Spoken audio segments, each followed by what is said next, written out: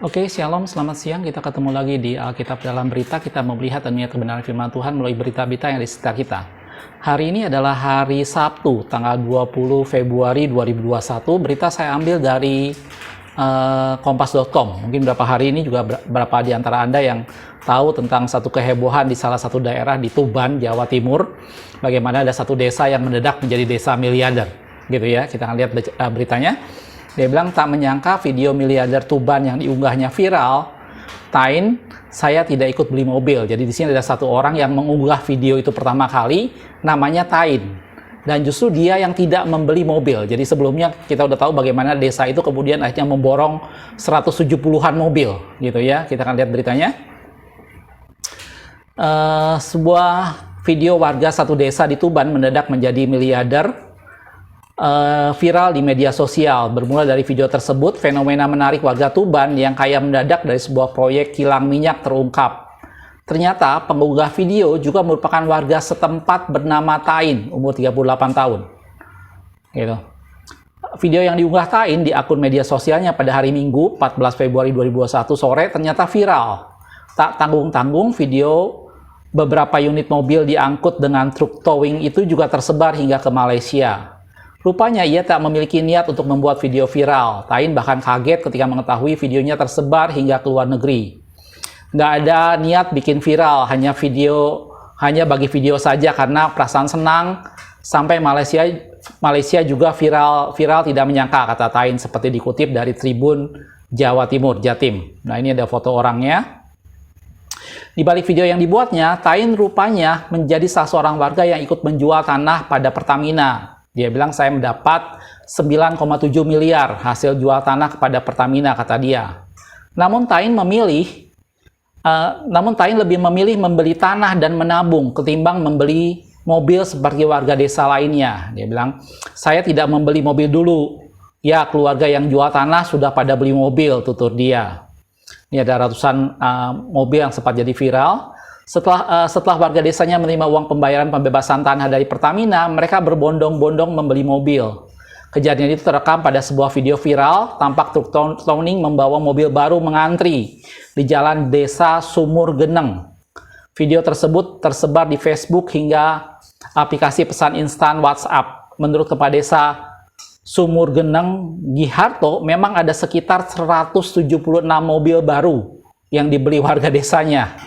Mobil yang diberi beragam, mulai dari Kijang Innova, Honda SR-V, Pajero, hingga Honda Jazz. Sudah ada 176 mobil baru yang datang. Itu tidak langsung bersamaan, yang datang barang ya 17 mobil minggu kemarin, kata dia. Itu. Ya, oke, beritanya seperti itu. Jadi mungkin yang tadi saya bilang, berapa lama ini kita sempat mendengar ada satu desa yang mendapat pembebasan lahan untuk dibuat kilang minyak dari Pertamina, dan Pertamina membayar ganti rugi atau ganti untung yang sangat besar, sehingga penduduk desa itu menjadi sangat kaya, mereka mendapat miliaran, dan kemudian yang dilakukan oleh mereka adalah mereka beramai-ramai memborong mobil. Dan Tain tadi salah seorang penduduk yang juga mendapatkan seperti itu, dia mendapatkan 9,7 miliar, tetapi yang dilakukannya dia malah membuat video yang dia tidak menyangka video itu menjadi viral, tetapi dia sendiri memilih untuk tidak membeli mobil seperti yang dilakukan oleh rekan-rekan sedesanya. Jadi pada saat desanya rame-rame membeli mobil, tadi ada 176 mobil, Tain memilih sesuatu hal yang berbeda. Dia tidak terbawa dengan tren atau sesuatu yang biasa dilakukan oleh penduduk desanya pada saat itu, mereka beramai-ramai membeli. Tain memilih untuk menabung, dan kemudian dia tidak, tadi dibilang, dia membeli tanah juga. Gitu ya. Kejadian ini sempat membuat khawatir seorang presiden direktur dari Pertamina. Dia khawatir kalau kejadian seperti ini akan membuat orang-orang desa menjadi lupa diri, sehingga dia tidak tahu bagaimana cara menggunakan uangnya, gitu ya. Tapi terlepas dari itu semua, saya tidak akan membahas mengenai masalah desa yang mendadak menjadi kaya raya seperti ini, dan juga saya tidak menganjurkan untuk kita bermimpi tanah yang kita punya mendadak akan menjadi sebuah proyek Pertamina yang kemudian diganti rugi dengan sangat besar. Tapi di sini kita melihat sama-sama tentang sesuatu yang dimana orang memilih untuk menjadi sesuatu yang berbeda. Di mana orang memilih untuk menjadi sesuatu yang tidak ikut tren pada saat itu, tapi seseorang yang punya keputusan, seseorang yang punya pertimbangan untuk apa yang terbaik yang dia hendak lakukan. Walaupun penduduk desanya pada saat itu beramai-ramai membeli mobil, tetapi tentunya Tain dengan punya pertimbangan sendiri, dia memutuskan melakukan sesuatu yang berbeda. Walaupun tentunya nanti akan membuat mungkin dia satu-satunya di desa itu yang tidak punya mobil, gitu ya. Kita akan lihat beberapa ayat dalam firman Tuhan tentang bagaimana kita menjadi seseorang yang tidak serupa dengan dunia, menjadi seseorang yang berbeda dengan dunia, gitu. Kita lihat dalam Roma 12 ayat yang kedua dikatakan seperti ini. Janganlah kamu menjadi serupa dengan dunia ini, tetapi berubahlah oleh pembaharuan budimu, sehingga kamu dapat membedakan manakah kehendak Allah, mana yang baik, yang berkenan kepada Allah, dan yang sempurna. Di ayat Roma 12 ayat 1 dikatakan dalam firman Tuhan, ibadah yang sejati adalah kalau kita mempersembahkan tubuh kita sebagai persembahan yang hidup, yang kudus, dan yang berkenan kepada Allah. Itu adalah ibadah yang sejati. Di ayat yang kedua yang tadi barusan kita baca, dalam firman Tuhan dikatakan, jangan menjadi serupa dengan dunia ini, tetapi berubahlah oleh pembaharuan budimu. Itu hal yang kedua yang Tuhan bicara masalah tentang suatu pertobatan, tentang orang-orang yang menyerahkan hidupnya kepada Tuhan. Kita boleh mempersembahkan tubuh kita menjadi persembahan yang hidup, yang kudus, yang berkenan kepada Allah sebagai bentuk ibadah yang sejati, tetapi jangan lupa bahwa berikutnya harus ada perubahan dalam akal budi, perubahan dalam jiwa kita, supaya kita tidak menjadi serupa dengan dunia ini. Gitu.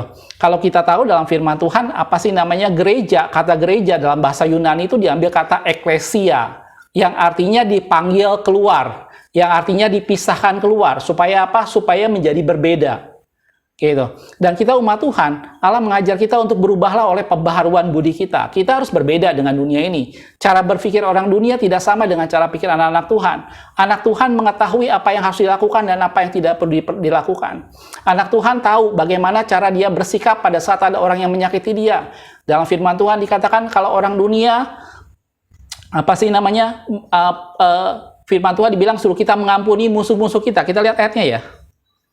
Kita lihat ayatnya. Dalam Matius 5 ayat 43-44. Kamu telah mendengar firman, kasihlah sesama manusia dan bencilah musuhmu. Itu dalam hukum Taurat. Tetapi aku berkata kepadamu, kasihlah musuhmu dan berdoalah bagi mereka yang menganiaya kamu. Kalau kita mengasihi orang yang mengasihi kita, dalam firman Tuhan, apakah upahmu? Orang pemungut cukai juga melakukan hal yang sama. Tetapi kalau kita mengasihi orang yang musuh kita, itu yang tidak dilakukan oleh pemungut cukai. Dan dalam firman Tuhan dikatakan, kasihilah musuhmu dan berdoalah bagi mereka yang menganiaya kamu. Harus ada sesuatu yang berbeda pada umat Tuhan. Ada sesuatu yang berbeda dengan dunia sebagai bentuk bukti bahwa kita bertobat. Pertobatan bukan hanya sekedar berubah agama kita dari satu agama tertentu menjadi Kristen. Pertobatan bukan cuma hanya bicara soal bagaimana kita setiap minggu ke gereja. Pertobatan juga bukan hanya bicara bagaimana kita aktif di gereja dalam bentuk pelayanan apapun talenta yang kita punya. Tapi pertobatan berbicara soal perubahan cara berpikir. Pertobatan berbicara soal perubahan akal budi. Bagaimana kita melihat kehendak Allah, bagaimana kita berbeda dengan dunia. Gitu. Kalau kita lihat cerita waktu umat Tuhan keluar dari perbudakan Mesir, hal yang paling sulit yang terjadi pada mereka adalah bagaimana bisa mereka berubah cara berpikir mereka tidak seperti orang Mesir. Gitu ya. Berapa lama yang lalu saya sempat ngobrol dengan keluarga tentang bagaimana Indonesia pernah dijajah oleh Belanda 320 tahun dan banyak hal yang masih diwariskan gitu ya. Masih banyak mungkin orang-orang tua kita masih punya gaya-gaya dialek atau bahkan ada istilah kosakata yang diadopsi dari bahasa Belanda. Saking lamanya Indonesia pernah dijajah oleh Belanda. Dan Anda bisa bayangkan umat Tuhan ada dalam penjajahan Mesir itu 400 tahun. Itu lebih lama dari penjajahan Belanda di Indonesia. Tetapi justru Allah mau bahwa mereka berubah dalam cara pikir mereka. Mereka tidak lagi berpikir seperti orang Mesir. Itulah sebabnya Allah bawa mereka ke padang gurun supaya mereka berubah. Gitu. Jadi tujuan Allah yang terbesar adalah setelah Allah menyelamatkan kita, Allah mau kita berubah dalam akal budi kita, tidak seperti dengan orang dunia.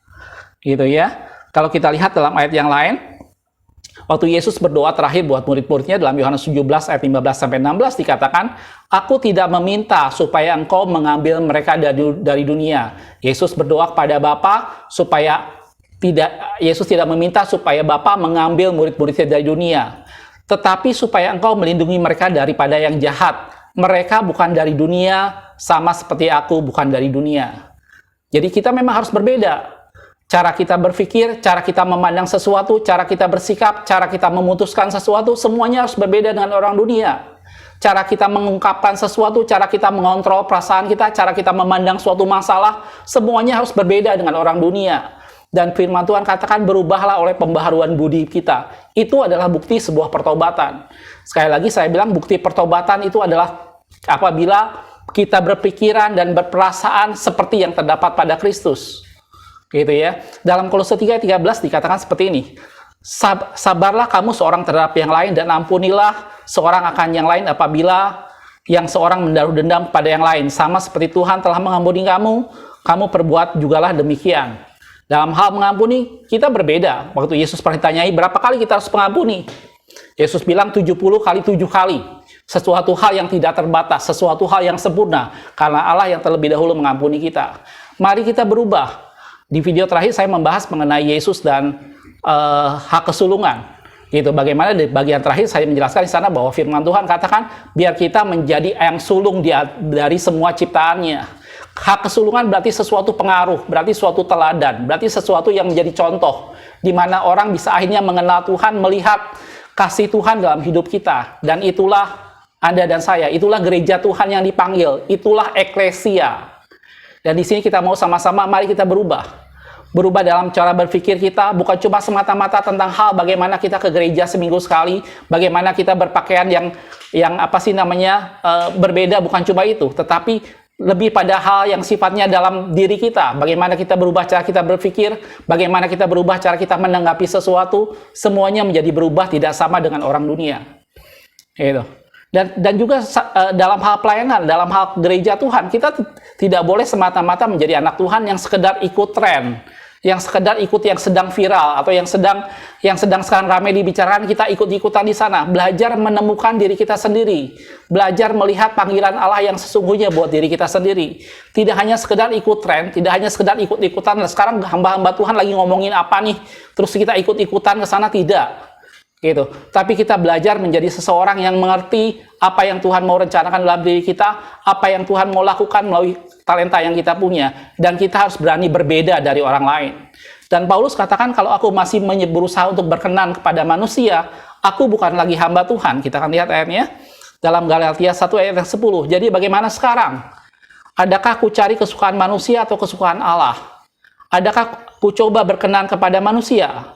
Sekiranya aku masih mencoba berkenan kepada manusia, maka aku bukanlah hamba Kristus. Itu saudaraku ya. Jadi melalui berita yang sederhana ini, saya mau kita melihat sama-sama.